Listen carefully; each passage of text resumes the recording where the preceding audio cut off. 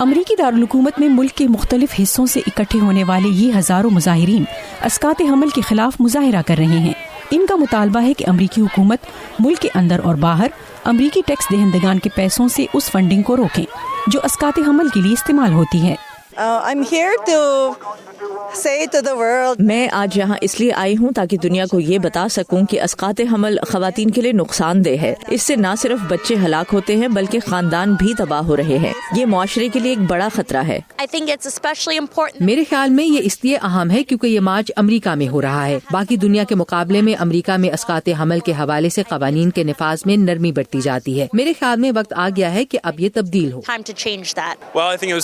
میں آج یہاں اس لیے آیا ہوں تاکہ زندگی کی قدر و قیمت کی اہمیت واضح کر سکوں، اور ان تمام زندگیوں کے لیے آیا ہوں جنہیں اسقاط حمل کے ذریعے ہلاک کر دیا جاتا ہے۔ انسانی حقوق کے علمبردار کہتے ہیں کہ اسقاط حمل کا فیصلہ ہر عورت کا بنیادی حق ہونا چاہیے، لیکن امریکہ میں اب بھی ایسی ریاستیں ہیں جہاں اسقاط حمل غیر قانونی ہے۔ خود امریکی صدر تاریخ میں پہلی بار کسی ایسے مظاہرے میں شامل ہوئے ہیں۔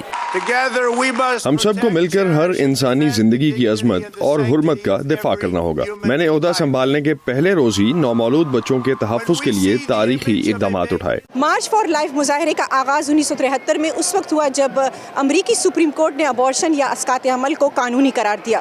دوسری جانب گزشتہ ہفتے ہی امریکہ بھر کے مختلف شہروں میں ویمن مارچ کے نام سے مظاہرے منعقد کیے گئے۔ ان مظاہروں کے شرکاء نے دیگر حقوق کے ساتھ ساتھ اسقاط حمل اور ماں بننے کے فیصلے کا اختیار بھی عورت کے ہاتھ میں رکھنے پر زور دیا۔